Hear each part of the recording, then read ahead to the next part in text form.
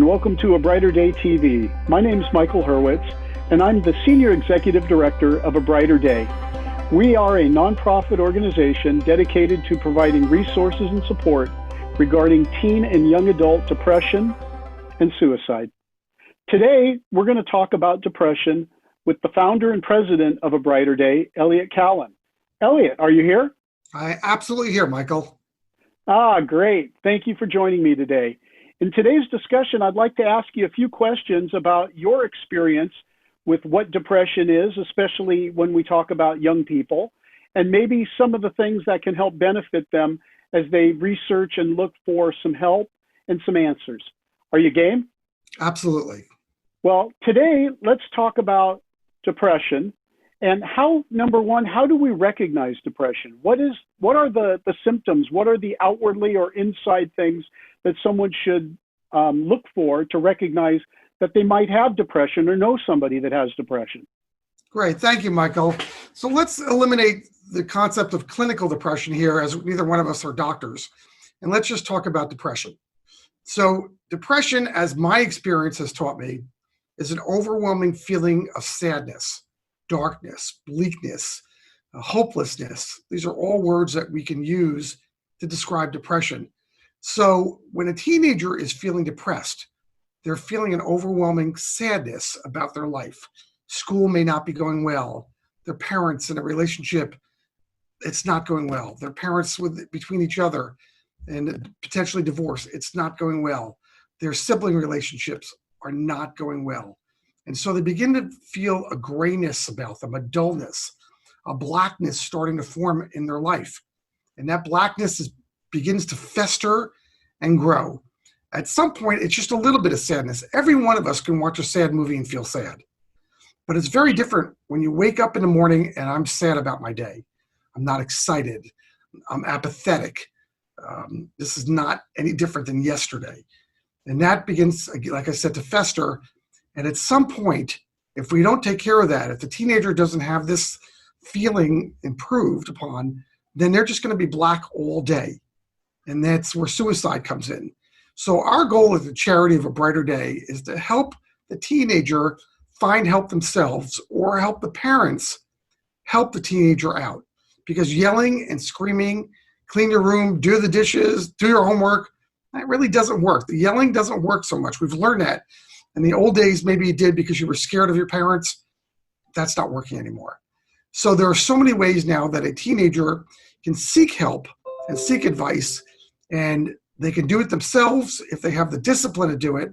But more often than not, if a parent knows, you want to seek professional help out.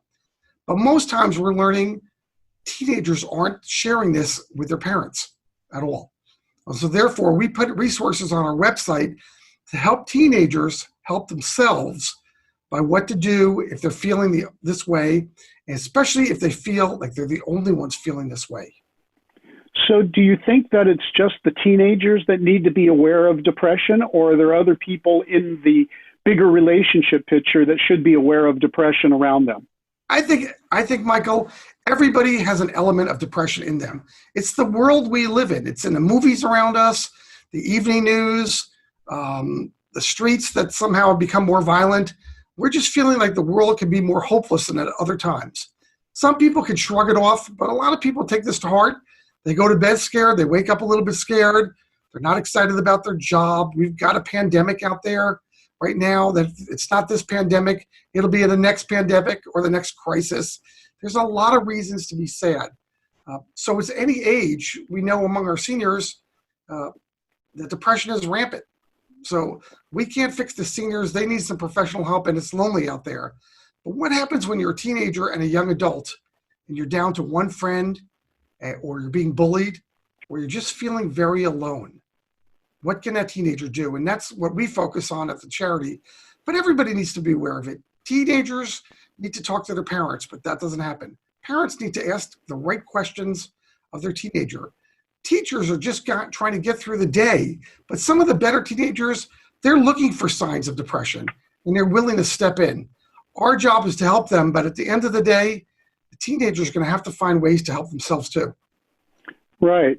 So if somebody who's watching this discussion with us today feels like they may be a person involved in depression, whether it's for themselves or somebody close that they know, how can they get self-help? What, in your opinion, would be a good first step? Okay, well, thank you, Michael. I would, right off the bat, call 211 and I'd have a conversation with a professional. Those are the crisis centers across this country. Almost every county out here in California has one. Some are run privately, some are run by the county. And ask the question, what do I do? My child, my teenager, or me, I'm feeling this way. Ask for help. And then if you're not sure about those answers, we put all types of resources on our website to help them get the answers. But at the end of the day, it's going to be great conversation, open conversation between parents and teenagers and teenagers, friends of friends. Like, Michael, are you feeling sad? You look like you're feeling sad today. Is something happening in your life? I'm your friend. I'd like to help you. I'm your father. I'd like to help you. These come out of conversations. And I could tell you that my father never asked me those questions because he never needed to, because he would have said, get over it. I grew up in a depression. Get over it. But that's not the world we live in now. You've got to ask those questions because there's an element of sadness pervasive through society, and it's being reinforced by social media. Yeah, so true. You know, one of the things that I've discovered over the last few months that I've been involved in this organization and working with you and others is that I have found out that the incident of depression and suicide is so prevalent. It's huge, especially in young teens and young adults. It's a growing pandemic, if you will, and it's a big segment of our society. And so I want to make sure that young people who are watching this, or anybody actually who's watching this, needs to understand that this is a discussion that they need to have. It's not something you hide. It's not something you put under the rug. It's a discussion that has to happen somewhere.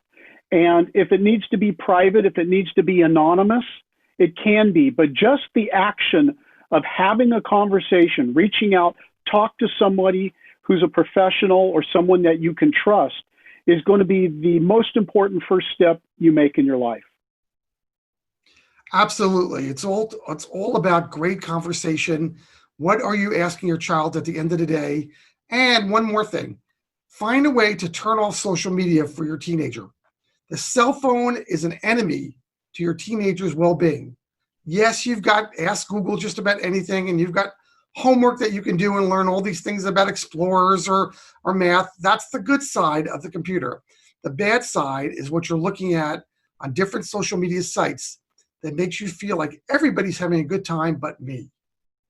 Yeah, so true. Well, are there any other statements or questions that I didn't ask today that you'd like to inject before we finish up today?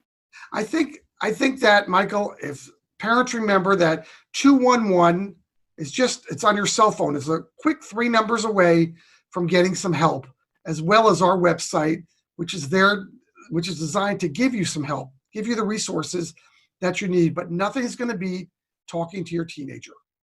Right. Thank you. And again, our website is www.abrighterday.info. abrighterday.info.